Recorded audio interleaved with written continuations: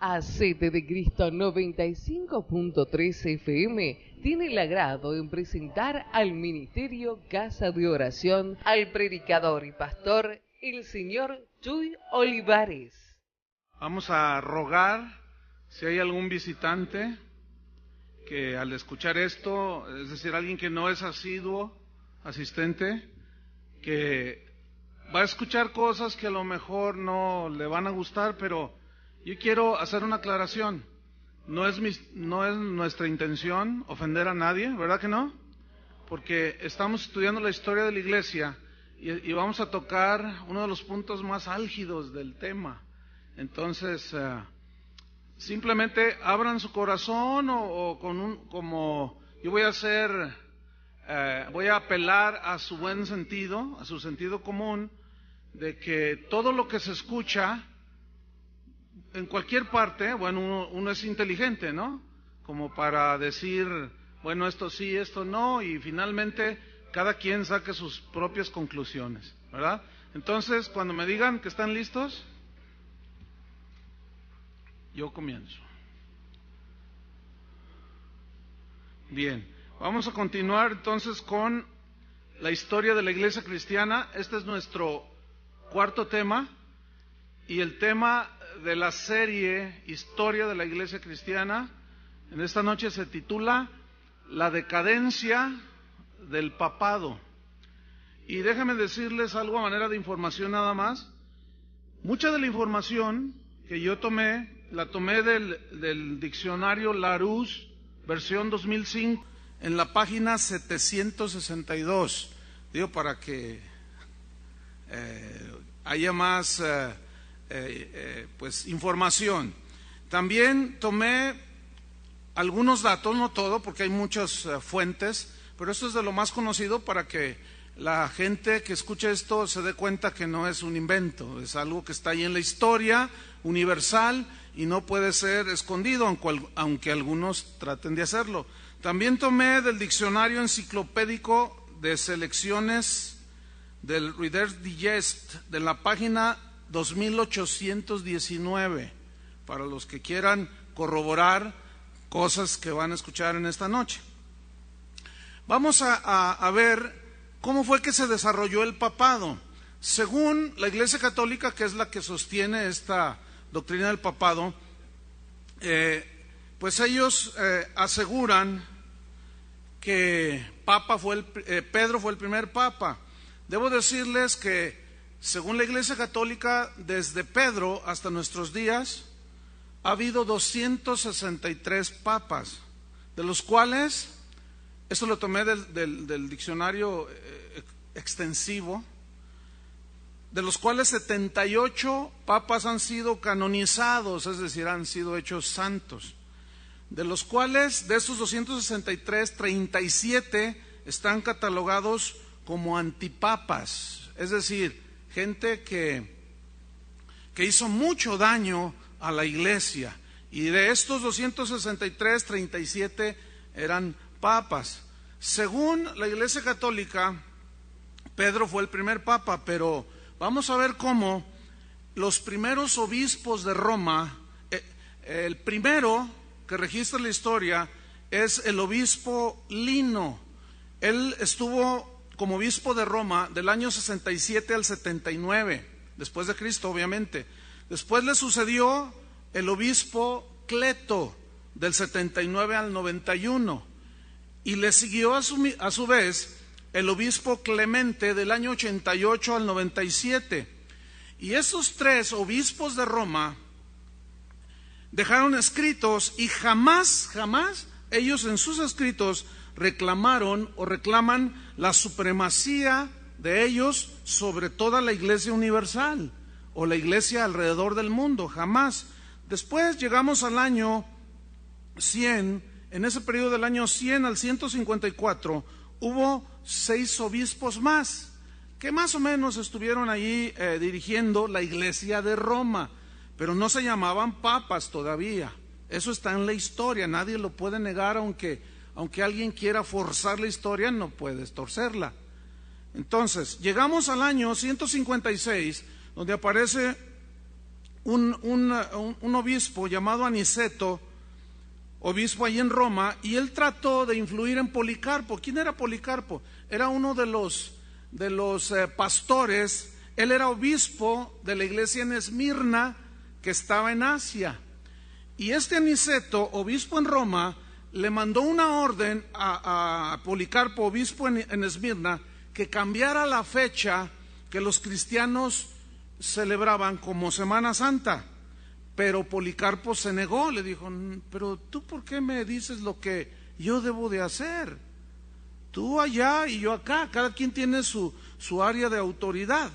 Llegamos al año 168 hasta el 190 y encontramos ahí otros dos obispos en Roma. Uno se llamaba Sotero y otro Eleuterio. Llegamos al año 202 al 218 y ahí aparece otro obispo en Roma llamado Seferino. Entramos al año 190, donde aparece Víctor I.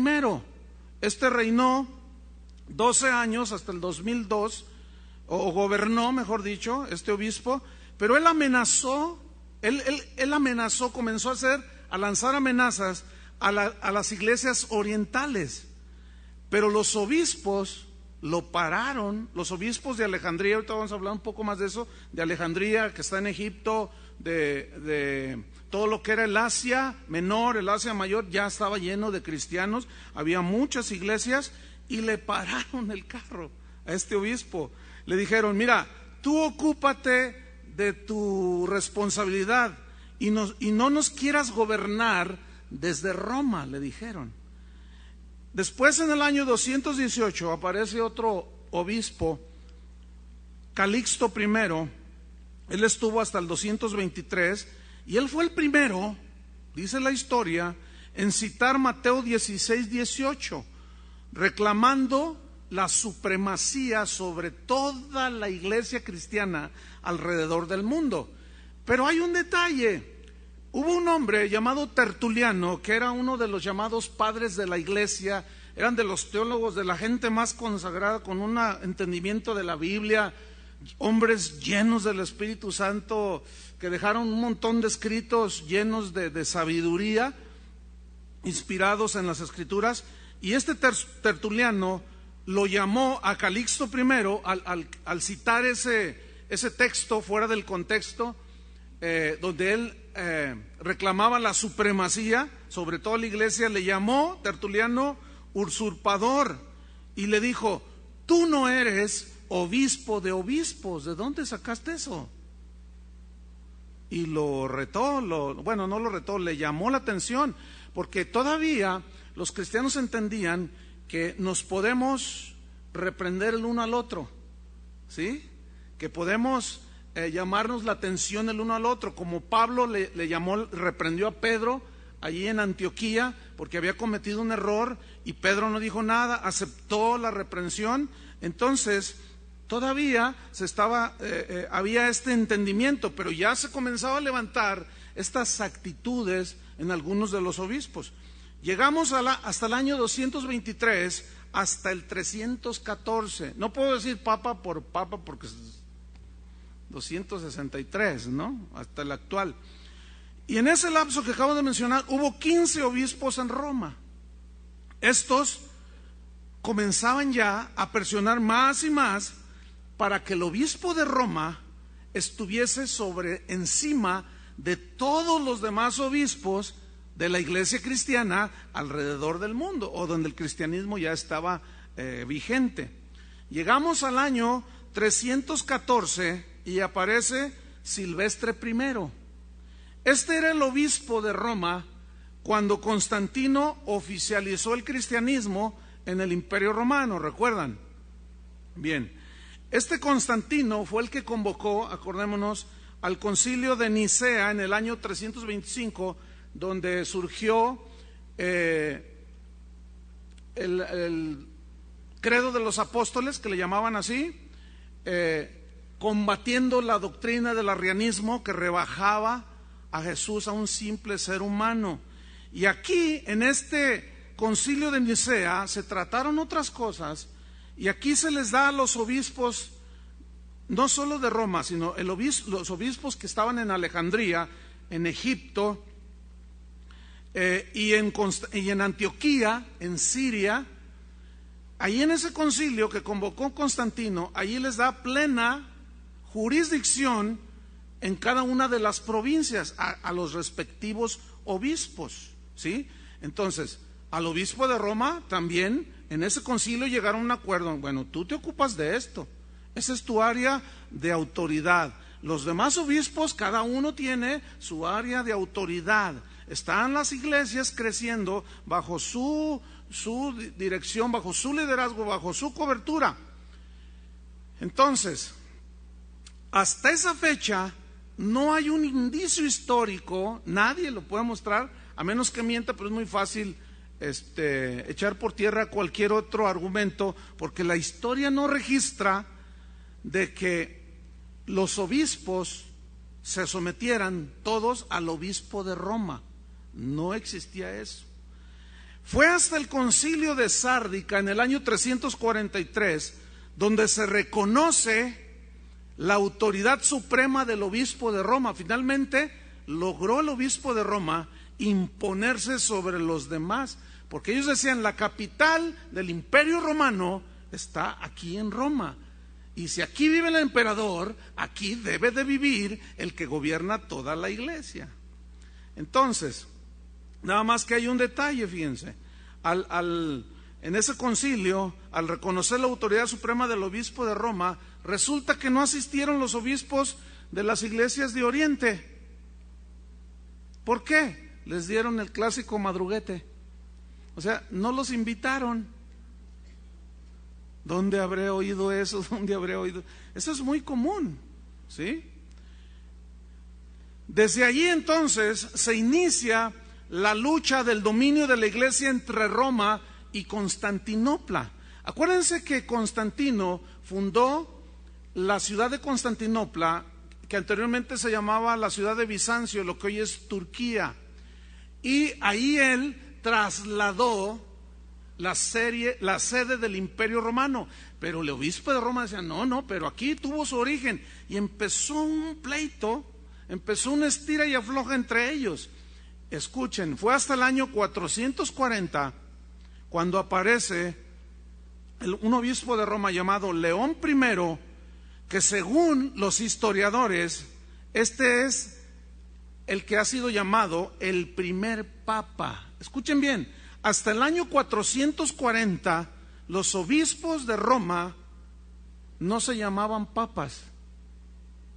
Aquí fue cuando a León I le empezaron a decir papá, o sea, el papá de todos, ¿sí?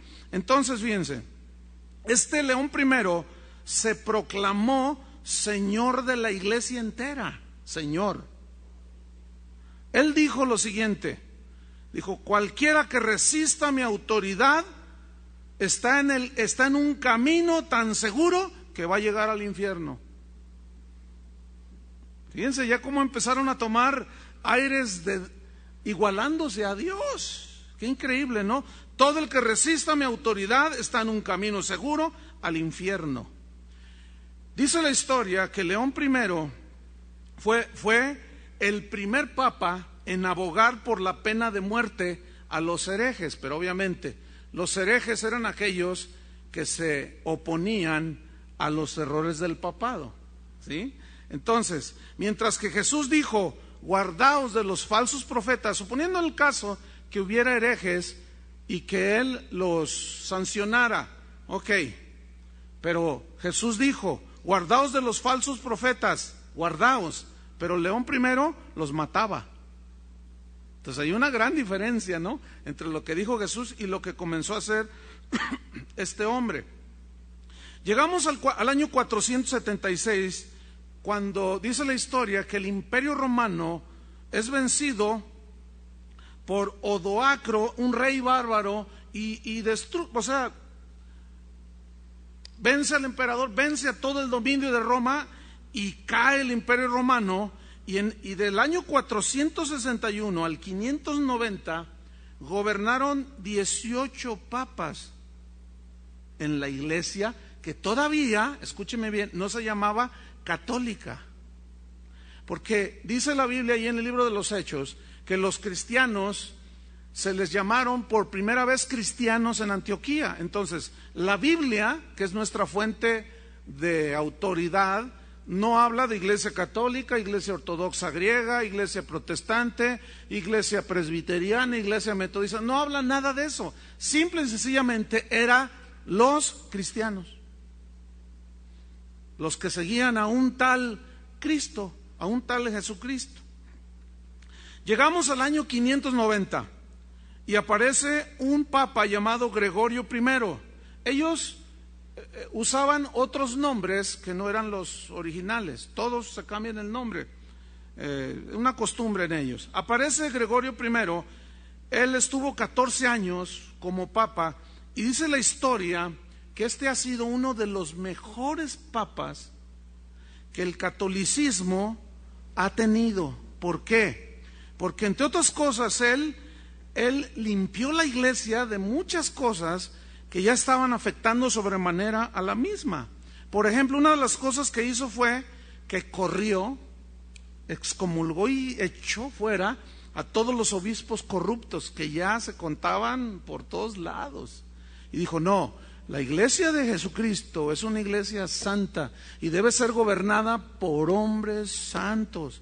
Y les dio cuello a un montón de obispos que eran corruptos en todos sentidos. Más adelante prohibió la práctica que se conocía en ese entonces como la simonía. Hay un pasaje en la Biblia cuando Simón le dice a los apóstoles, un Simón, diferente a Simón Pedro, cuando vio que les pusieron las manos los discípulos, los apóstoles a los discípulos, vieron que recibían el Espíritu Santo. Y Simón les dijo, si yo les doy dinero para que cuando yo les ponga las manos a la gente, también reciban este poder. Y Simón Pedro le dice, tu dinero perezca contigo, porque has pensado que el don de Dios, los regalos de Dios, se compran con dinero. Y como se llamaba Simón, de ahí se tomó esa palabra, simonía, que vamos a hablar más adelante bastante sobre esto. Y esta consistía entonces en pagar por los favores de Dios. Y entre una de las ramas de esa corrupción que entró el papado es que ellos pagaban, los obispos, los cardenales pagaban por ocupar puestos dentro de la iglesia. O sea, alguno decía, oye, algún sacerdote decía, yo quiero ser cardenal. Entonces el papa le decía, bueno, pues ya, ¿cómo no? Dice, no, pues te cuesta tanto. Entonces pagaban y ya los ponían como obispos. Eso dice la historia, hermano. Entonces, vamos avanzando. Este hombre, Gregorio I, rehusó llamarse obispo universal. Dijo, no, yo ese título no lo tomo. A ese título, Gregorio I lo llamó vicioso y orgulloso. Ese título está corrompido, está vicioso, y es un título orgulloso, y yo no lo llevo conmigo. Este Gregorio I abogó en favor de los oprimidos, ayudaba a los pobres, era un hombre muy generoso. Y alguien dijo en ese tiempo, y posteriormente se confirmó, si todos los papas al menos hubieran sido como Gregorio I, otro concepto se tendría del papado, porque en realidad era un hombre piadoso. Llegamos al año 604 hasta el año 682, 78 años. En ese lapso gobernaron la iglesia 15 papas que no fueron muy relevantes, pero que ya se dejaba ver mucha ambición. La corrupción comenzaba a entrar. Llegamos hasta el año 683. Aparece el Papa León II. Déjenme decirles algo que descubrí en el diccionario Larousse, de donde yo tomé, ahí está en una hoja, en las 600 y pico que les mencioné, está por orden todos los papas. Y cuando tú buscas, por ejemplo, León II, en el mismo diccionario, hacen una breve biografía de cada uno de los papas. Pero me encontré que en el diccionario Larousse está León II, Cuando tú escuches Gregorio VII es que ha habido otros 6 atrás. Como el Papa de ahora, Benedicto XVI, significa que ha habido 16 papas benedictos. Entonces, descubrí que León II, hubo más leones, ¿sí? Y está en el diccionario. León I nació en tal año, gobernó la Iglesia Católica en tal año, y luego no aparece León II. Se brinca y está León III. Y yo dije, ¿por qué? ¿Por qué? Y bueno, pues me tuve que meter a estudiar y descubrí que son todos los llamados antipapas por otros diccionarios o enciclopedias.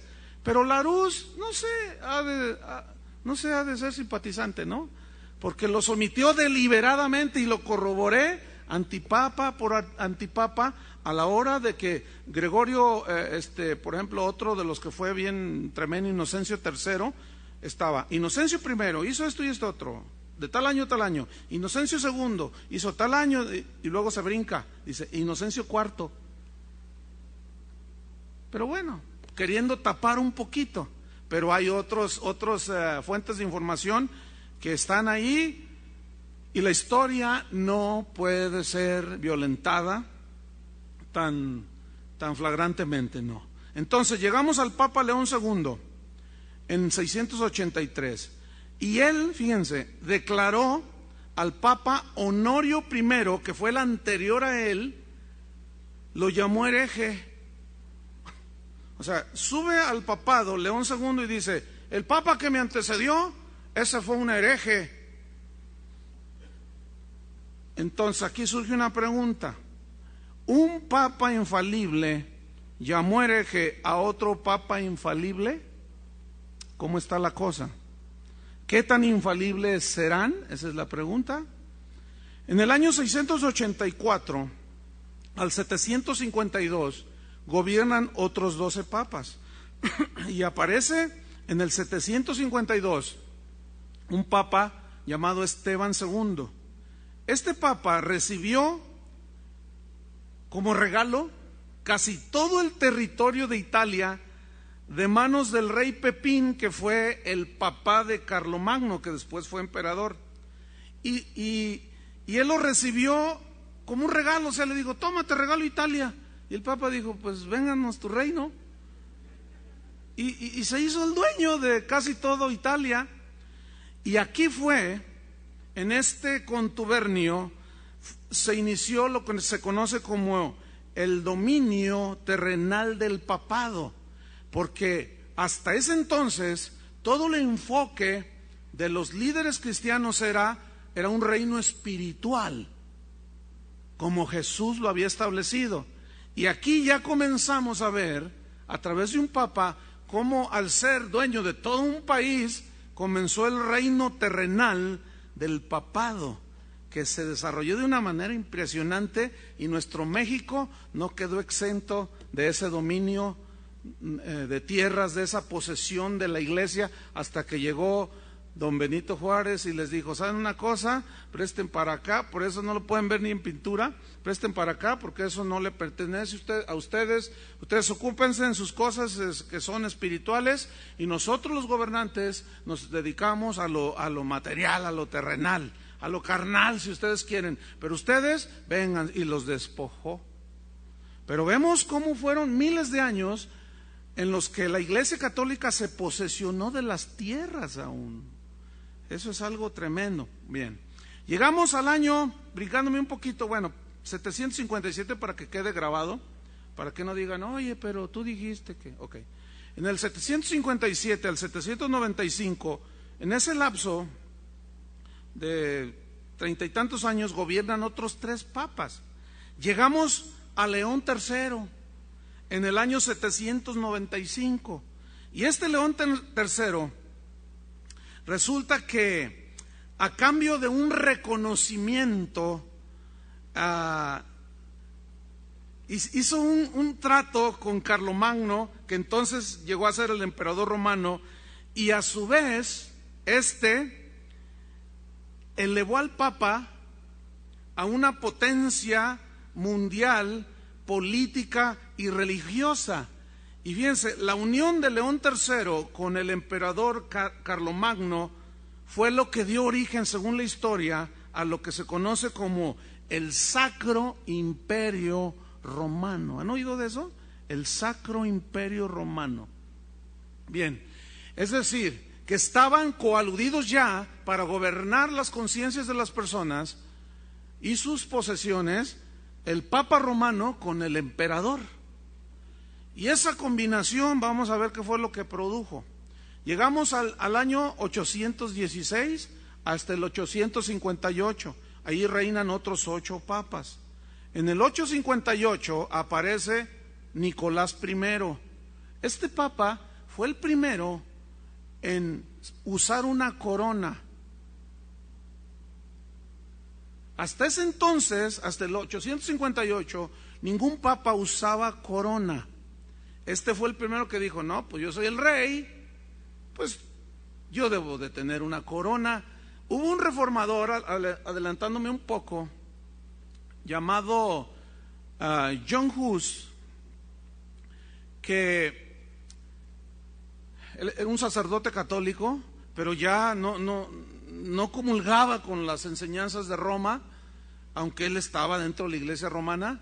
Y este hombre había sido graduado en artes y él sabía mucho de pintura y todo. Entonces, en la capilla donde él ministraba y predicaba la palabra de Dios, pues la gente estaba naciendo de nuevo porque les predicaba el nuevo nacimiento, imagínense, ¿no? Entonces dice la historia que él en las paredes de la capilla donde estaba utilizó lo que hoy sería un audiovisual, ¿sí? O sea, o imágenes de ese tipo, como pinturas que hablan de algo. Y dice la historia, como esa que ustedes tienen a sus diestra y siniestra, que hablan de estar preparados para cuando Cristo venga. Él, dice la historia, John Hus, que en esa capilla, él pintó un cuadro del Papa con su corona y enfrente de él a Cristo con su corona de espinas. Entonces, cuando la gente entró, pues fue duro el golpe, ¿no? Decían, ¡ay! Se quedaban sorprendidos porque decían, a ver, ¿cómo está eso? El Rey de Reyes coronado con una corona de espinas y el representante de él con toda la pompa y lujo. Entonces allí comenzaban ellos ya a hablarle a la gente para que reaccionaran.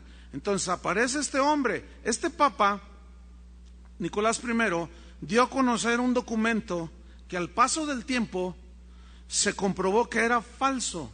Él esgrimió un documento, según él, que había dejado Constantino hacía 500 años atrás, un documento que se llamaba, según él, la donación de Constantino. En ese documento, supuestamente, Constantino entregaba el papado al Papa todas las provincias occidentales, donde supuestamente el Papa debería de gobernar, pero eso se lo sacaron de la manga, lo inventaron. Más tarde salió a la luz de que había sido una flagrante mentira.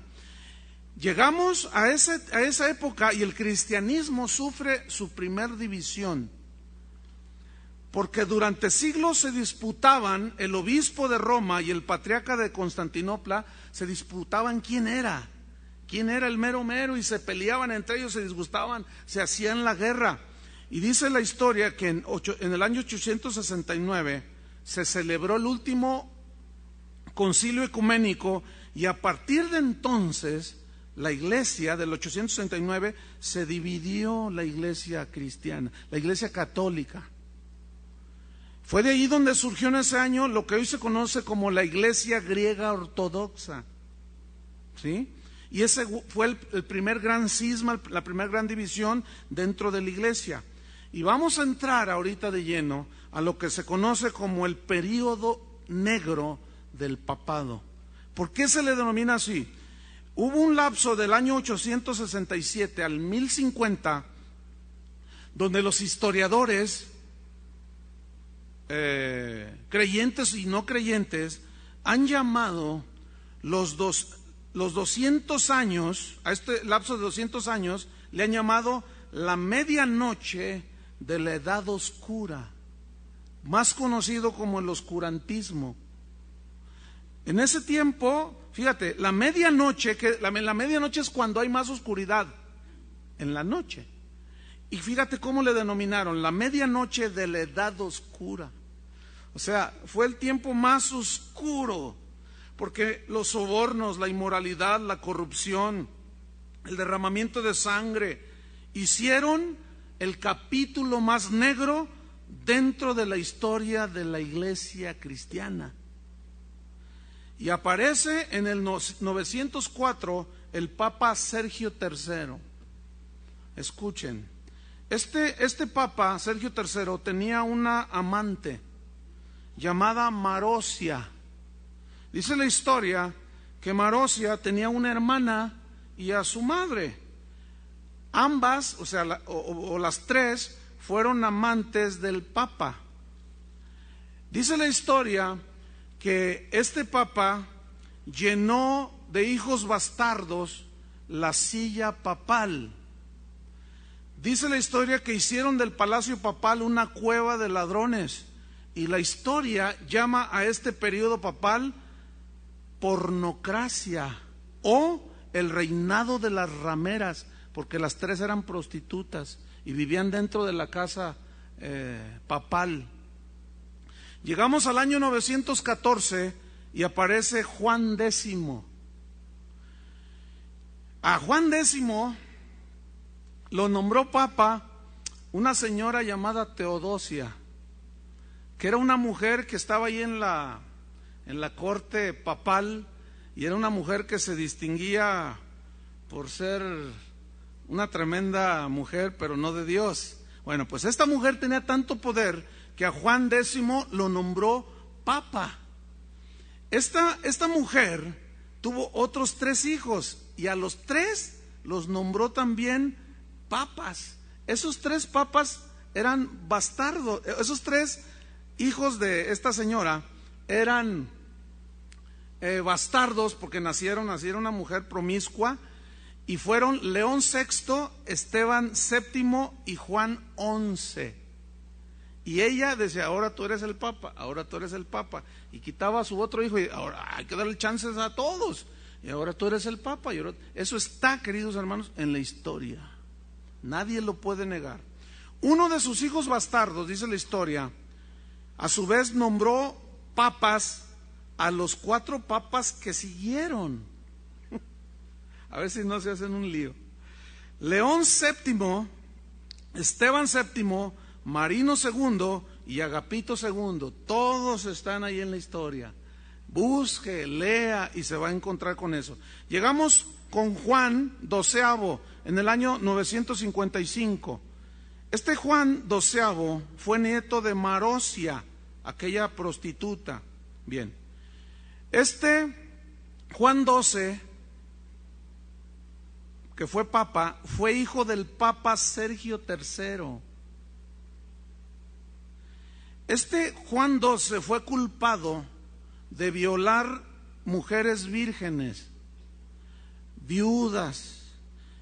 Dice la historia que vivió con una de las concubinas de su papá, el que había sido papa.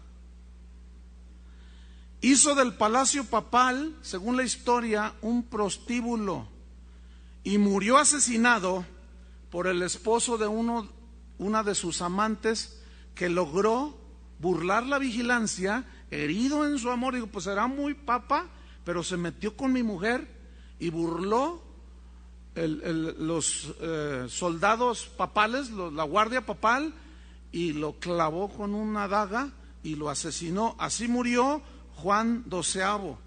Llegamos a Bonifacio VII en el año 984. Este asesinó al Papa Juan XIV, el que fue antes de él, lo asesinó. Un obispo de Roma, porque dentro del Imperio Romano, allí todo lo que era en la ciudad de Roma, pues se consideraba el Imperio Romano, regiones que estaban aledañas a la ciudad de Roma, y había otros obispos, y uno de ellos los llamó monstruos llenos de sangre, llenos de inmundicia. Les dijo, anticristos sentados en el trono de Dios. O sea, empezaba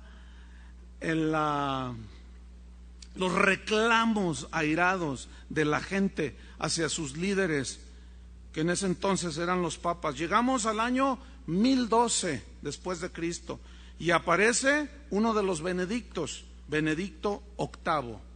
Este papa, escuchen, compró el puesto de papa con dinero de sobornos que había hecho. Eso dice la historia. Les repito, yo no me estoy sacando nada de la manga ni estoy inventando. O sea, compró el puesto de papa con dinero. Yo quiero ser papa. Bueno, sí, pero pues ¿quién da más? Dijo, no, pues. Y él fue el que llegó al precio y él llegó a ser Papa Benedicto VIII en el año 1012 de nuestra era. Llegamos al año 1024 y aparece otro papa, Juan XIX. Este también, para variar, compró el papado. Llegamos al año 1032 y aparece Benedicto IX. Este fue hecho papa, escúcheme, fue hecho papa por un convenio que tuvieron entre las familias más ricas que había en el Imperio Romano, y fue hecho papa a los 12 años de edad. Benedicto IX se llamó. Según la historia dice que este Benedicto sobrepasó la maldad de Juan XII, el que fue traspasado por el esposo de una de sus amantes. Dice la historia que asesinaba, era un asesino despiadado, adulteraba a plena luz del día. Dice que robaba a los extranjeros que llegaban a Roma. Decía, a ver, pónganse en los caminos, les decía a sus soldados, a sus guardias, y desvalíjenlos todos y tráiganme todo para acá. Hagan de cuenta los policías de por acá. Así más o menos, o sea, en contubernio, ¿sí? O sea, los que deberían de ver por la paz en la sociedad eran los que estaban coaludidos con los narcos y con toda la gente. Hagan de cuenta lo mismo. Pero ¿saben qué sucedió? El pueblo de Roma empezó a decir, no, pues ¿qué está pasando? Resulta que a este señor Benedicto IX, el pueblo lo expulsó de Roma y murió en el exilio. Y la gente como que quería alzar la cabeza, pero como ya empezaban una serie de doctrinas de que no toques esto, no digas nada porque te vas al infierno, entonces la gente tenía miedo, pero algunos decían, pues no le hace que me vaya al infierno, pero para salvar a todos los que vienen después de mí, todas mis generaciones, y vamos a darle agua a este hombre. Es un hombre impío, malo. Llegamos al año 1045. Para variar, Gregorio VI compra el papado. Llegamos al año 1046 y aparece un papa llamado Clemente II. Este fue nombrado papa por el emperador Enrique III de Alemania. Y aquí, escuchen bien, comienzan a levantarse grandes protestas en diferentes países y ciudades del Imperio Romano contra la corrupción papal. Y aparece entonces un papa llamado Gregorio VII en el año 1073 de nuestra era. Y surgió de entre toda esa maldad como una respuesta de los mismos cardenales, como diciendo, oye, el pueblo nos está presionando, vamos a hacer algo porque si no pues se nos va a caer todo este asunto. Y surge Gregorio VII, y era un buen hombre. Un hombre que entre todos la corrupción que prevalecía se distinguía porque él combatió la inmoralidad. O sea, todo lo que hacían los papas, que tenían amantes, concubinas, violaban señoritas y hacían orgías y era una cosa horrible, este hombre dijo no y combatió la inmoralidad, y él insistió en el celibato de los sacerdotes, ya que entonces empezaron a llamar. Pero eso fue un error, porque la Biblia dice que el que gobierna la casa de Dios debe ser marido de una sola mujer, sobrio, prudente, que tenga hijos, etcétera. y ellos insistieron en el celibato porque fue una doctrina que un papa, más adelante yo les voy a decir cómo fue que un papa fue el que pues se le ocurrió. Dice, no, pues pues nada de nada, y eso es antinatural.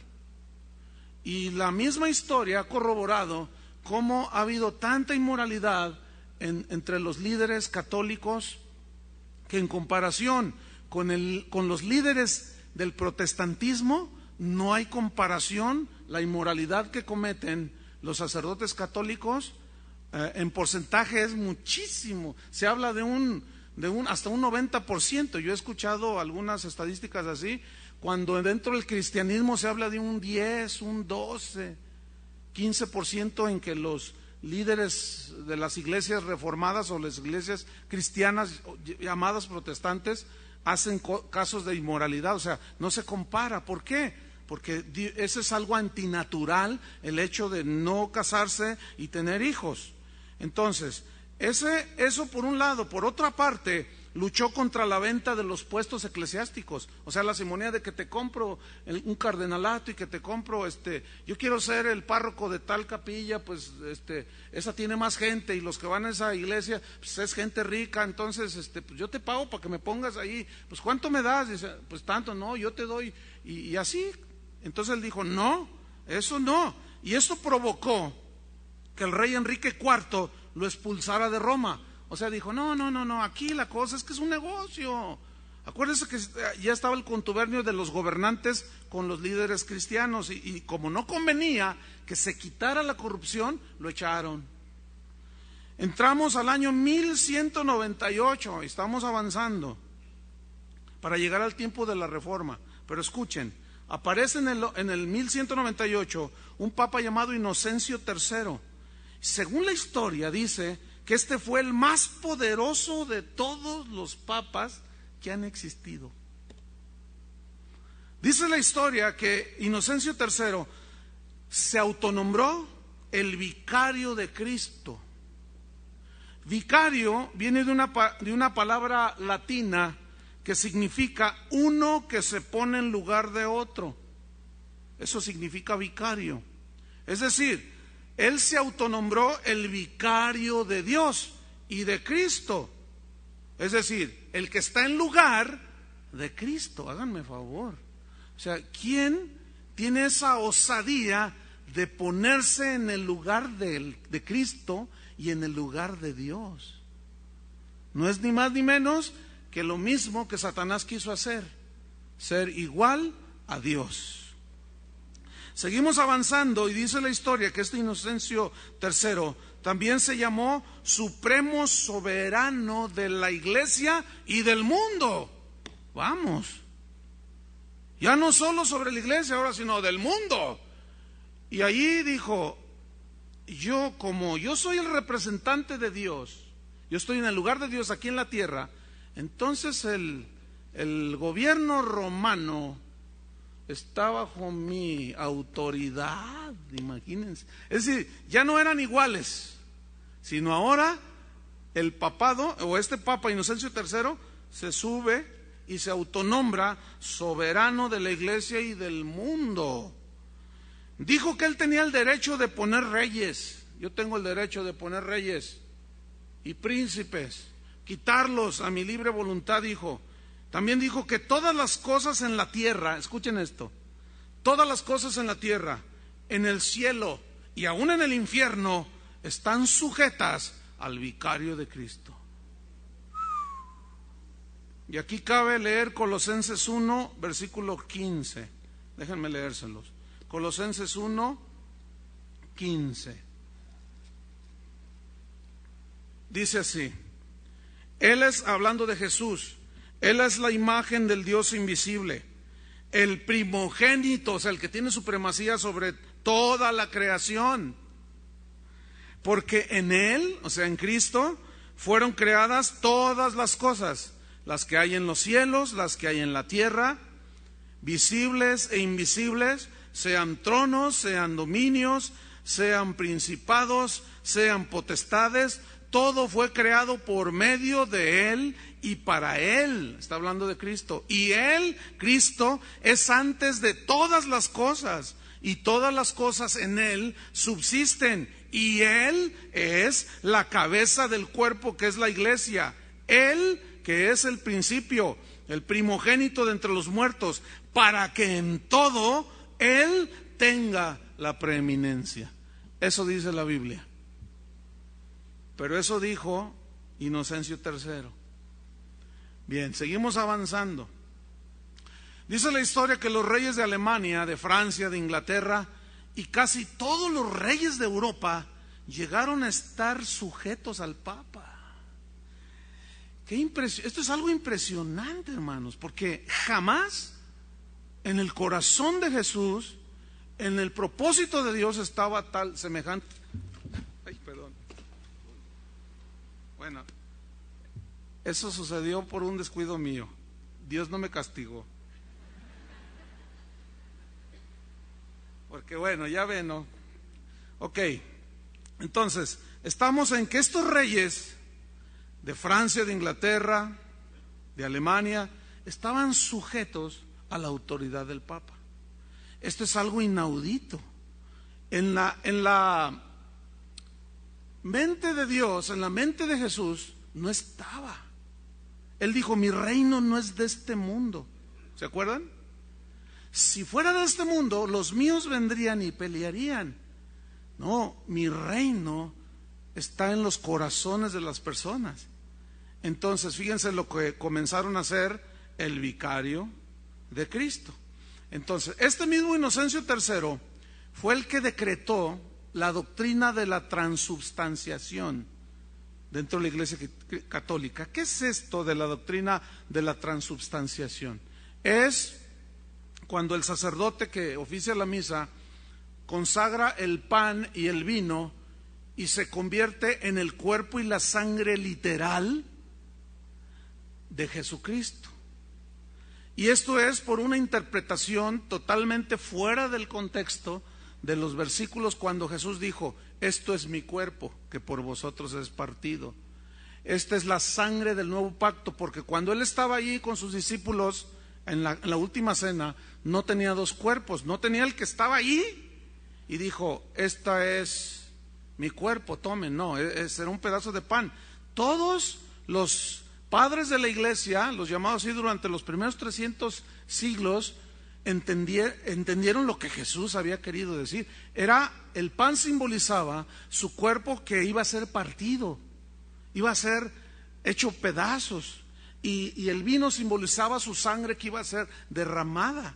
Pero ellos lo hicieron como una doctrina que se convertía en el cuerpo y la sangre literal de Jesús.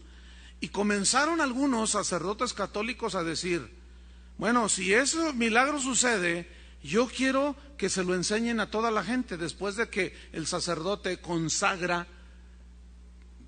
el pan y el vino. Yo quiero que se lo enseñen a la gente a ver si no sigue siendo vino y no sigue siendo pan. Obviamente Roma no aceptaba esa confrontación. También Inocencio III fue el que estableció la confesión auricular, que es cuando una persona va y se confiesa audiblemente con un sacerdote y le confiesa al oído o enfrente de él sus pecados. Pero la Biblia dice que el único que perdona pecados es Dios. Y la Biblia dice que si nosotros confesamos nuestros pecados, Él es fiel y justo para perdonarnos y limpiarnos de toda maldad. Entonces, todas esas doctrinas no tenían, ni tienen, ni tendrán sustento bíblico. Hasta los primeros 300 años, incluyendo el libro de los Hechos, no hay una sola mención de que los apóstoles hayan hecho confesiones y ellos hayan perdonado pecados. No hay un indicio, el mínimo. Al contrario, siempre que la gente venía y decía, ¿qué debemos hacer para ser salvos?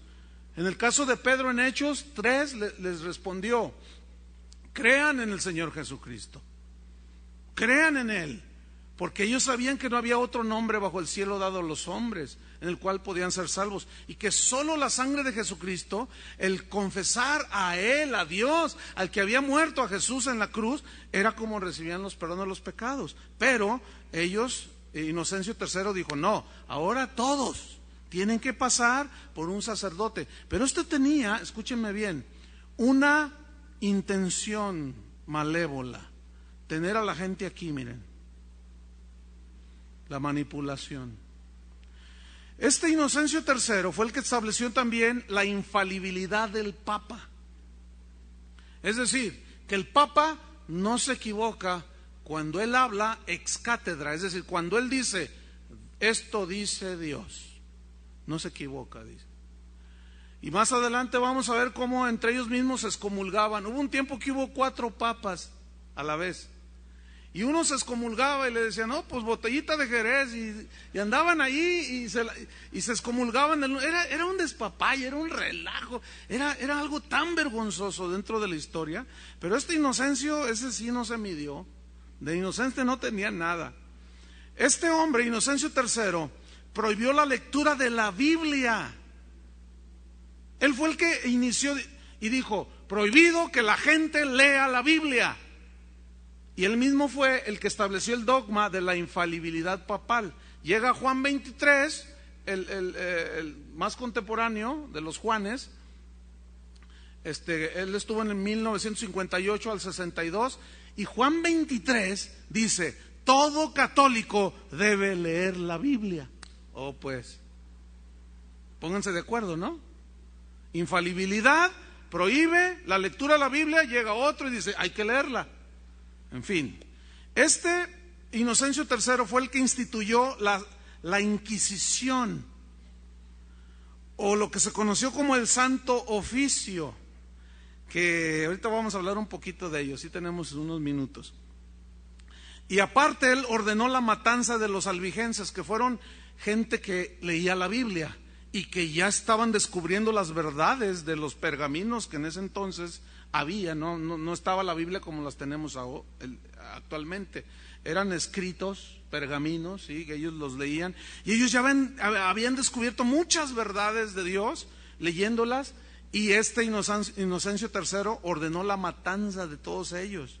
El Santo Oficio fue el brazo asesino de la Iglesia Católica, del Papa en este caso. Era una corte eclesiástica para descubrir y castigar a los herejes. Obviamente los herejes eran los que se oponían a los abusos del Papa. Cualquier sospechoso podía ser torturado y asesinado sin previo juicio. Nada más decían, ese es, y agárrenlo, y lo quemaban, lo torturaban. Dicen que les metían fierros delgados entre las uñas, y hacían muchas cosas terribles. Pero resulta que si esta víctima era un hombre rico, los bienes de esta víctima se los repartían entre los clérigos y el Estado. Qué listos eran estos muchachitos. Fíjense que fue bajo su reinado de este Inocencio III que se dio lo que se conoce como la tristemente célebre noche de San Bartolomé. ¿Qué sucedió en esa noche? No solo en esa noche, sino en ese lapso. En esa noche murieron más de 30,000 personas, cristianos ellos, que leían las Escrituras. Pero durante esa época murieron casi 1,000,000 de personas, hermano, que fueron asesinadas, torturadas, decapitadas por orden de Inocencio III. Déjeme decirle algo tremendo. Cuando usted vaya al Vaticano, a Roma, es muy posible que yo haga un viaje a Israel este año, y de ahí nos vamos a pasar a Roma. Y es algo muy interesante porque la historia ahí está. Pero si alguno va al Vaticano, yo nunca he estado ahí, pero si Dios quiere, en este año estaré ahí. Y bueno, pues se vale sacar fotos, y ahí en el Vaticano, en una de sus vitrinas, hay una moneda que acuñó el Papa Inocencio III en honor de la matanza de casi 1,000,000 de personas. Dice la historia que fue un triunfo de la Iglesia sobre los herejes. Fue una atrocidad impresionante. Dicen que hubo fiesta, orgías, borrachera, celebrando la victoria de Cristo. Vergüenza me da a mí porque yo soy cristiano. Y algunos estarán diciendo, ay, no, pues sí, los papas y todo. Espérenme, también en el cristianismo protestante hay corrupción, pero de eso vamos a hablar después. Porque algunos dicen, ay, sí, no, qué malos, qué malos. No, también aquí adentro. Y también vamos a denunciar esas cosas porque están en la historia contemporánea y no las podemos esconder. Así como a los católicos no les gusta que ahora sí que saquen los trapitos al sol, a los cristianos no nos gusta. Pero nadie puede contra la historia y contra las evidencias comprobadas de mucha gente corrupta dentro del ministerio cristiano, hermanos. Y yo, bueno, debo confesarles algo. Cuando yo estaba estudiando esto para dar esta clase a los estudiantes en la escuela bíblica, hubo tiempos en que lloraba, de veras. Cuando leía todo, yo había estudiado esto, pero en algún momento cobra más sentido, ¿sí? Y luego viendo la condición de la iglesia actual, tú dices, bien difícil, hermano, porque tú dices, ¿qué han hecho, Señor? ¿Cómo han pisoteado tu palabra? ¿Cómo hemos pisoteado la sangre de Cristo en el nombre tuyo? Esto es algo vergonzoso, hermanos. En el nombre de Cristo, por mandato del vicario de Cristo, murió en ese tiempo casi 1 millón de personas. En Juan 16, versículo 1 al 4, Jesús dijo, os matarán y pensarán aún que lo hacen en mi nombre. Fíjense nomás. Juan 16, versículo 1 al 4. Los papas, dice la historia, usaron la Santa Inquisición durante 500 años, hermano. Wow. Para mantener su poder. Hasta la fecha, escúchenme bien, hasta la fecha ningún papa ha sido lo suficientemente valiente para dar una explicación acerca de estos puntos negros en la historia. A lo más que llegó Juan Pablo II fue pedirle perdón a los judíos por no haber hecho nada la Iglesia Católica cuando el nazismo, el Papa que estaba en ese tiempo, en la época de Hitler, estaba en contubernio con Hitler y mataron 6 millones de judíos. Y la Iglesia Católica, el Papa guardó silencio, no dijo nada, se hizo el desentendido, pero llega Juan Pablo II y hará 5 años antes de morir, él pidió perdón a la comunidad judía porque la Iglesia Católica había callado. Y pidió perdón por otras cosas. Por ejemplo, John Hus, que fue un sacerdote el que le mencioné antes, ese lo quemaron vivo. Ya veremos su historia. Y antes de morir, unos 4 años, él dijo, la historia, he leído la vida de John Hus, dijo, y era un hombre de Dios. Y yo lo reivindico. Dice, deberíamos, si fuésemos como fue John Hus, de piadoso y amante de Dios, que amaba a Dios con todo su corazón, otra cosa sería. Y hizo un llamado a todos los eruditos católicos. Esto está, hermano, en la historia. Yo lo leí en el periódico, tengo el recorte. Dijo, hago un llamado a todos los eruditos católicos que estudien la vida de John Hus. Y ese fue uno de los iniciadores de la Reforma Protestante, imagínense. Pero la gente quería escuchar más. El mundo quería escuchar que un papa dijera, ¿qué pasó en esos 500 años? Nadie ha dicho nada. Han guardado silencio. Pero vamos a ponernos en una posición de entendimiento. Yo creo que están rojos de vergüenza. No hay otra explicación. ¿No es cierto? ¿Qué pueden decir? Bueno, yo creo que un perdónanos, Señor, públicamente sería suficiente, pero nadie se ha atrevido. Llegamos a Bonifacio VIII en el año 1294. Él dijo, escuchen, declaro que para la salvación de toda persona necesita, retomo, declaro que es necesario para la salvación de toda persona que esté sujeta al Supremo Pontífice. Fuera de la Iglesia católica, apostólica y romana, no hay salvación. Y yo voy a la Biblia y leo Juan 3:16 y dice, porque de tal manera amó Dios al mundo que ha dado a su Hijo unigénito, para que todo aquel que en él cree no se pierda, mas tenga vida eterna. Pero Bonifacio VIII dijo, fuera de mí y de la Iglesia Católica no hay salvación. En fin, Dante, ¿han oído de Dante? El escritor, el filósofo y cuánta cosa. Él fue el que escribió la Divina Comedia. Él fue el contemporáneo de Bonifacio VIII. ¿Saben que él llamó al Vaticano cueva de corrupción? Esto está en la historia, ¿eh? En el llamado infierno de Dante, ¿han oído algo de eso? Los asignó a los papas Bonifacio VIII, Nicolás III y Clemente V a las partes más bajas del infierno, en su obra, El infierno de Dante.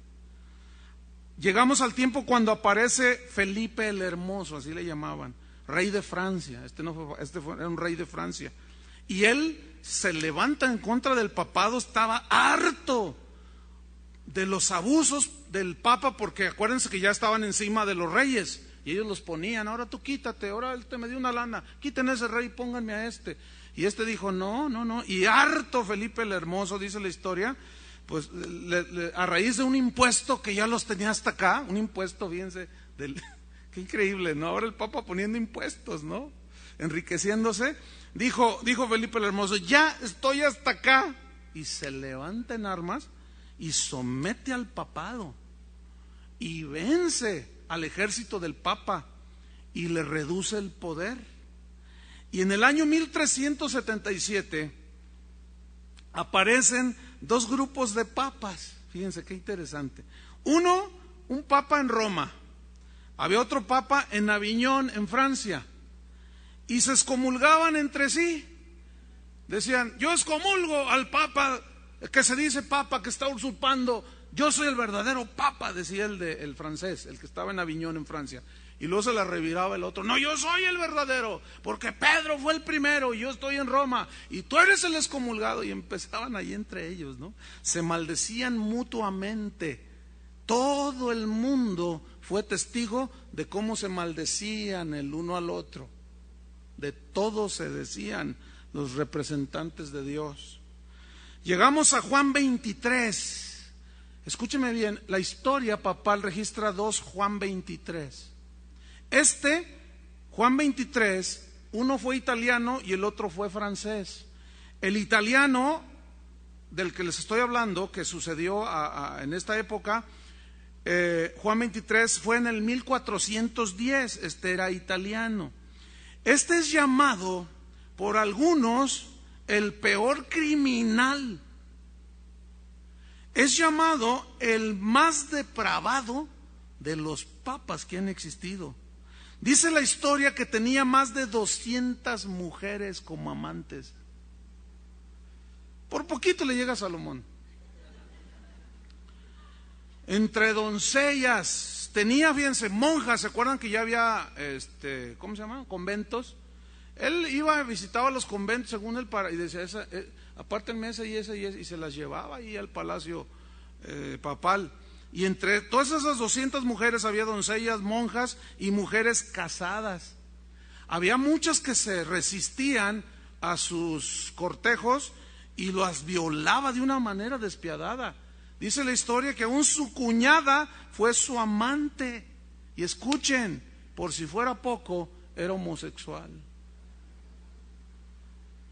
Pero también tenemos los nuestros aquí, no crean que no. ¿A poco creen que estamos muy limpios? No. Eso comprueba una cosa, hermanos, que el pecado no es privativo de una sola iglesia o de un solo. No. El pecado está en los seres humanos, pero la salvación, así como el pecado es democrático y es para todos, también la salvación es para todos. Y eso no prueba otra cosa más que el hombre está caído, sea católico, sea protestante, vaya a casa de oración, vaya a Santa Filomena. Si no nace de nuevo, no puede ver el reino de Dios. Entonces llegamos, vámonos rápido, al año, este hombre tremendo, ¿verdad? Y había algo que le distinguía también. él negaba la existencia de una vida futura. Decía, no, ¿cuál cielo, hombre? El Papa. Decía, no, ¿cuál cielo? La vida es una y hay que vivirla. No sé si de ahí viene se acuñó esa frase, pero él era agnóstico, no creía en una vida futura, hágame favor, y era el Papa. Bueno, aparece en el año 1447 el Papa Nicolás V. Autorizó al rey de Portugal que hiciera guerra contra los negros en África y que los hiciera esclavos. Le digo, vete y tráete los negros de allá de África, y que al cabo los negros no tienen alma, esos son malditos por Dios, esos no, mira, y le dice, órale, agarra las armas, y el otro ahí va, en el nombre de Dios, fíjate nomás. ¿Cómo llegaron los españoles aquí? Igual, con la espada, y órale, en el nombre de Dios. Y a matar indios, patarrajada. En 1458 aparece Pío II. Dice la historia que tuvo decenas de hijos bastardos. Se jactaba contando sus métodos de seducción en la corte papal. Cuando él oficiaba decía, ay hermanos, no. Tú dices, no puede ser. Bueno, eso nos asusta, ¿verdad? Pero no te asusta que cristianos que se dicen, que cantantes que se dicen cristianos estén ahí levantando la mano y tocando el pianito y sean homosexuales. ¿No te asusta eso? Respiren hondo.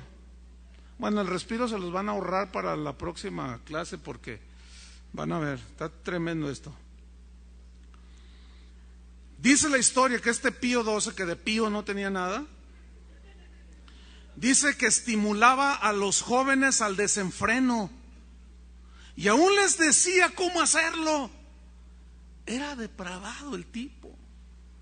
Llega en 1464 el Papa Paulo II. ¿Se acuerdan que hubo uno hasta el sexto? Paulo VI. Este fue el Paulo II. Dice la historia que llenó de concubinas el Vaticano, hermanos. Qué impresionante. Sixto IV, en el año 1471, decretó que pagando dinero se podían sacar las almas del purgatorio. Habían previamente inventado el purgatorio. Uno de los reformadores dijo, el purgatorio es un invento recaudatorio.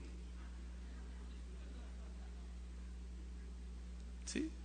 Porque el purgatorio, según la teología católica, o lo que ellos dicen, es un lugar donde después de muerto tú vas y expías todos tus pecados con misas gregorianas, y pues los que quedan aquí en la tierra tienen que ir a pagar dinero pagando misas gregorianas, que son para sacar a la gente del purgatorio, y para que entonces tú ya puedas llegar al cielo, según la creencia católica.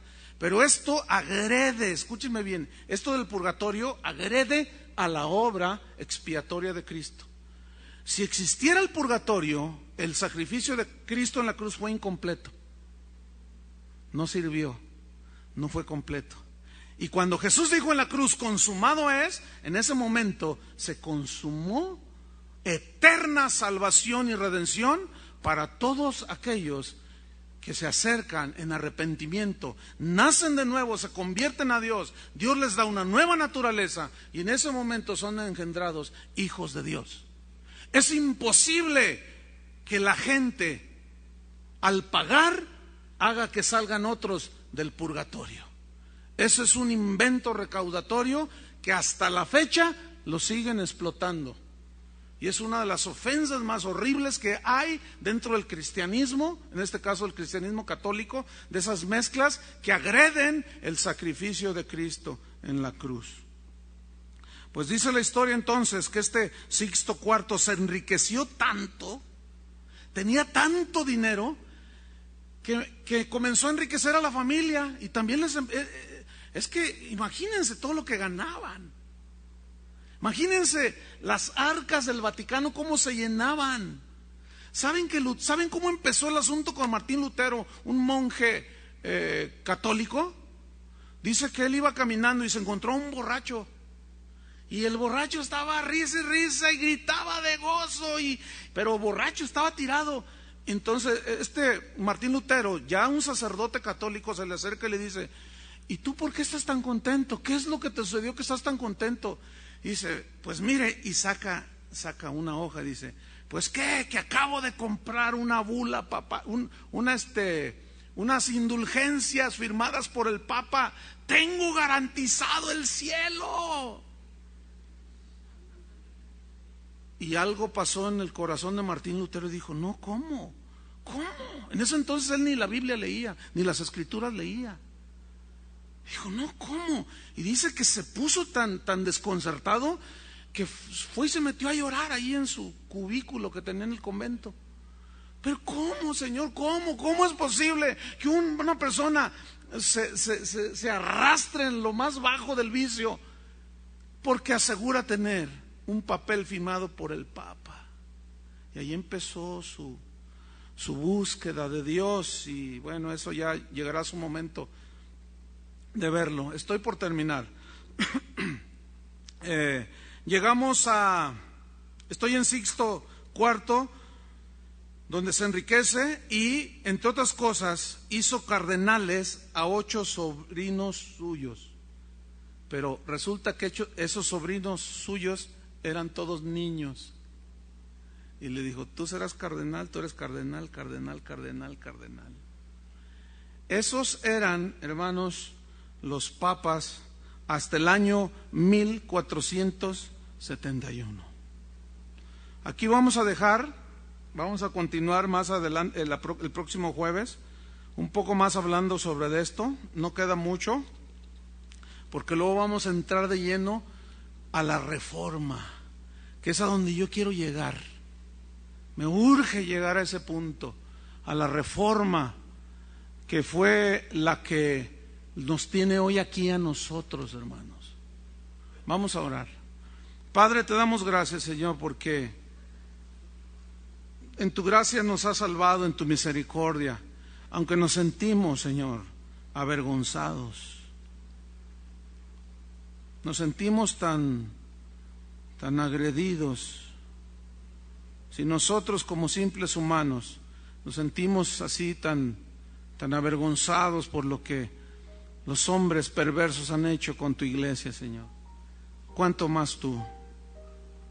Pero tú eres un Dios de paciencia, tú eres un Dios de misericordia, que aún a pesar de que estaba todo tan oscuro, tú siempre les hablabas y siempre dejabas un remanente, Señor, siempre lo hiciste. Hoy aquí estamos después de 2000 años, Señor.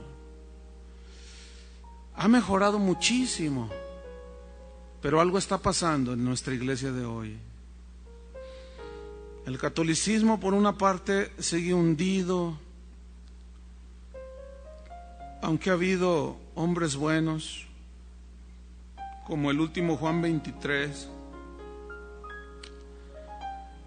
Pero ya dentro de la iglesia reformada, que es la que son nuestras raíces, Señor, hemos caído en cosas que los reformadores condenaron. Si hoy vinieran y vieran el estado de la iglesia, levantaban otra reforma, porque es una vergüenza lo que se ha hecho con la iglesia. Pero nosotros nos agarramos de la promesa de Cristo, que dijo que las puertas del infierno, las puertas de la muerte, no prevalecerían contra la iglesia. Y nos agarramos de la promesa de Cristo, que dijo que Él vendría por una iglesia limpia y sin mancha.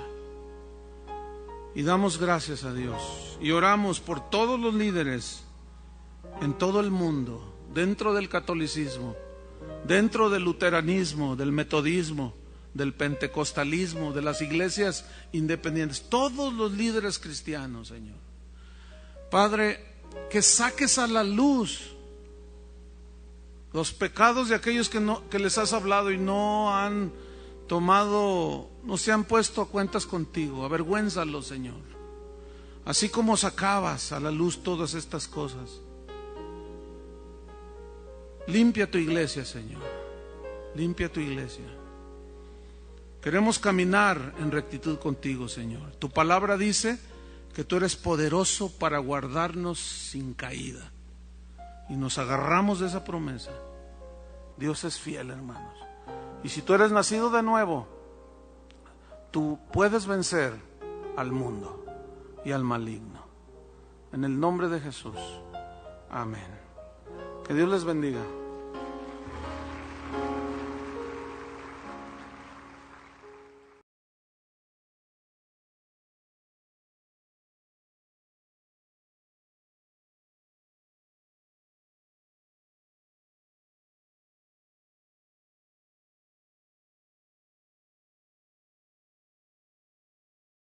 A Policarpo, obispo en Esmirna, que cambiara la fecha que los cristianos celebraban como Semana Santa. Pero Policarpo se negó, le dijo: pero tú, ¿por qué me dices lo que yo debo de hacer? Tú allá y yo acá, cada quien tiene su área de autoridad. Llegamos al año 168 hasta el 190 y encontramos ahí otros dos obispos en Roma. Uno se llamaba Sotero y otro Eleuterio. Llegamos al año 202 al 218 y ahí aparece otro obispo en Roma llamado Seferino. Entramos al año 190, donde aparece Víctor I. Este reinó 12 años hasta el 2002, o gobernó, mejor dicho, este obispo, pero él amenazó. Él amenazó, comenzó a lanzar amenazas a las iglesias orientales, pero los obispos lo pararon. Los obispos de Alejandría, ahorita vamos a hablar un poco más de eso, de Alejandría, que está en Egipto, de todo lo que era el Asia Menor, el Asia Mayor, ya estaba lleno de cristianos, había muchas iglesias, y le pararon el carro a este obispo. Le dijeron: mira, tú ocúpate de tu responsabilidad y no nos quieras gobernar desde Roma, le dijeron. Después, en el año 218, aparece otro obispo, Calixto I. Él estuvo hasta el 223 y él fue el primero, dice la historia, en citar Mateo 16:18, reclamando la supremacía sobre toda la iglesia cristiana alrededor del mundo. Pero hay un detalle: hubo un hombre llamado Tertuliano, que era uno de los llamados padres de la iglesia, eran de los teólogos, de la gente más consagrada, con un entendimiento de la Biblia, hombres llenos del Espíritu Santo, que dejaron un montón de escritos llenos de sabiduría, inspirados en las Escrituras. Y este Tertuliano lo llamó a Calixto I al citar ese texto fuera del contexto, donde él reclamaba la supremacía sobre toda la iglesia. Le llamó Tertuliano usurpador y le dijo: tú no eres obispo de obispos, ¿de dónde sacaste eso? Y lo retó, no lo retó. ¿Cómo fue que se desarrolló el papado? Según la Iglesia Católica, que es la que sostiene esta doctrina del papado, pues ellos aseguran que Pedro fue el primer papa. Debo decirles que, según la Iglesia Católica, desde Pedro hasta nuestros días ha habido 263 papas, de los cuales, esto lo tomé del diccionario extensivo, de los cuales 78 papas han sido canonizados, es decir, han sido hechos santos. De los cuales, de estos 263, 37 están catalogados como antipapas, es decir, gente que hizo mucho daño a la iglesia. Y de estos 263, 37 eran papas. Según la Iglesia Católica, Pedro fue el primer papa, pero vamos a ver cómo los primeros obispos de Roma, el primero que registra la historia es el obispo Lino. Él estuvo como obispo de Roma del año 67 al 79, después de Cristo, obviamente. Después le sucedió el obispo Cleto, del 79 al 91. y le siguió a su vez el obispo Clemente del año 88 al 97. Y esos tres obispos de Roma dejaron escritos y jamás ellos en sus escritos reclamaron o reclaman la supremacía de ellos sobre toda la iglesia universal o la iglesia alrededor del mundo, jamás. Después llegamos al año 100, en ese periodo del año 100 al 154, hubo 6 obispos más, que más o menos estuvieron allí dirigiendo la iglesia de Roma, pero no se llamaban papas todavía. Eso está en la historia, nadie lo puede negar, aunque alguien quiera forzar la historia, no puedes torcerla. Entonces, llegamos al año 156, donde aparece un obispo llamado Aniceto, obispo ahí en Roma, y él trató de influir en Policarpo. ¿Quién era Policarpo? Era uno de los pastores. Él era obispo de la iglesia en Esmirna, que estaba en Asia. Y este Aniceto, obispo en Roma, le mandó una orden le llamó la atención, porque todavía los cristianos entendían que nos podemos reprender el uno al otro, ¿sí? Que podemos llamarnos la atención el uno al otro, como Pablo reprendió a Pedro allí en Antioquía porque había cometido un error y Pedro no dijo nada, aceptó la reprensión. Entonces todavía había este entendimiento, pero ya se comenzaba a levantar estas actitudes en algunos de los obispos. Llegamos hasta el año 223, hasta el 314. No puedo decir papa por papa porque 263, ¿no? Hasta el actual. Y en ese lapso que acabo de mencionar, hubo 15 obispos en Roma.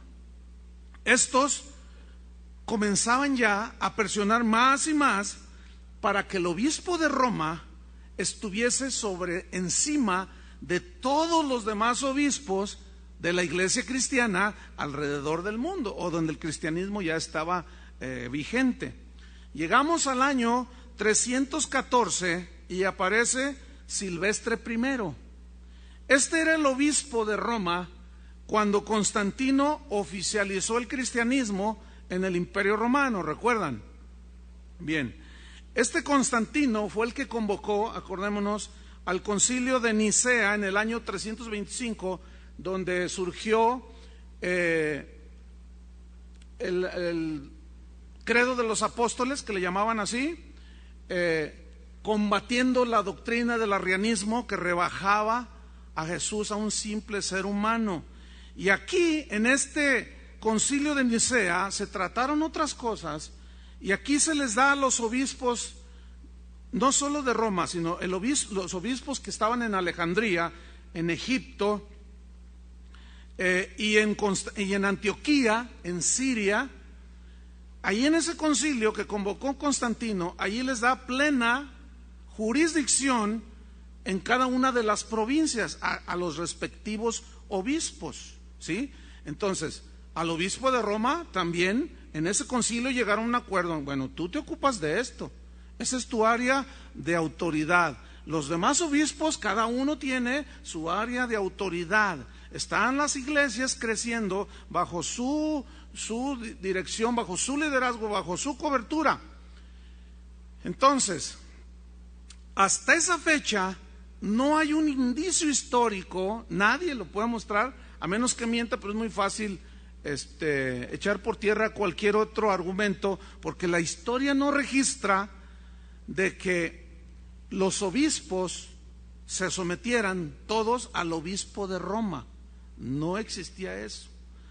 Fue hasta el concilio de Sárdica en el año 343 donde se reconoce la autoridad suprema del obispo de Roma. Finalmente logró el obispo de Roma imponerse sobre los demás, porque ellos decían: la capital del Imperio Romano está aquí en Roma, y si aquí vive el emperador, aquí debe de vivir el que gobierna toda la iglesia. Entonces, nada más que hay un detalle, fíjense, en ese concilio, al reconocer la autoridad suprema del obispo de Roma, resulta que no asistieron los obispos de las iglesias de Oriente. ¿Por qué? Les dieron el clásico madruguete. O sea, no los invitaron. ¿Dónde habré oído eso? ¿Dónde habré oído? Eso es muy común, ¿sí? Desde allí entonces se inicia la lucha del dominio de la iglesia entre Roma y Constantinopla. Acuérdense que Constantino fundó la ciudad de Constantinopla, que anteriormente se llamaba la ciudad de Bizancio, lo que hoy es Turquía. Y ahí él trasladó la sede del Imperio Romano. Pero el obispo de Roma decía, no, pero aquí tuvo su origen. Y empezó un pleito, empezó una estira y afloja entre ellos. Escuchen, fue hasta el año 440 cuando aparece un obispo de Roma llamado León I, que según los historiadores, este es el que ha sido llamado el primer papa. Escuchen bien, hasta el año 440 los obispos de Roma no se llamaban papas. Aquí fue cuando a León I le empezaron a decir papá, o sea, el papá de todos, ¿sí? Entonces, fíjense, este León I se proclamó señor de la iglesia entera, señor. Él dijo lo siguiente, dijo, cualquiera que resista mi autoridad está en un camino tan seguro que va a llegar al infierno.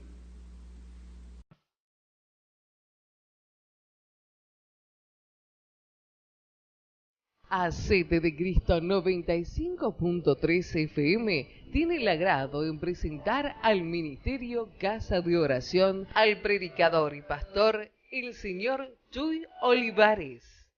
Vamos a rogar si hay algún visitante que al escuchar esto, es decir, alguien que no es asiduo, asistente, que va a escuchar cosas que a lo mejor no le van a gustar, pero yo quiero hacer una aclaración. No es nuestra intención ofender a nadie, ¿verdad que no? Porque estamos estudiando la historia de la iglesia y vamos a tocar uno de los puntos más álgidos del tema. Entonces, simplemente abran su corazón como yo voy a hacer, voy a apelar a su buen sentido, a su sentido común, de que todo lo que se escucha en cualquier parte, bueno, uno es inteligente, ¿no?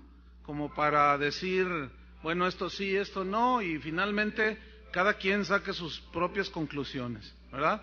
Entonces, cuando me digan que están listos, yo comienzo. Bien, vamos a continuar entonces con la historia de la iglesia cristiana. Este es nuestro cuarto tema, y el tema de la serie Historia de la Iglesia Cristiana en esta noche se titula La decadencia del papado. Y déjenme decirles algo a manera de información nada más. Mucha de la información que yo la tomé del diccionario Larousse, versión 2005, en la página 762. Digo, para que haya más pues información. También tomé algunos datos, no todo, porque hay muchas fuentes, pero esto es de lo más conocido para que la gente que escuche esto se dé cuenta que no es un invento, es algo que está ahí en la historia universal y no puede ser escondido, aunque algunos traten de hacerlo. También tomé del diccionario enciclopédico de selecciones del Reader's Digest, de la página 2819, para los que quieran corroborar cosas que van a escuchar en esta noche.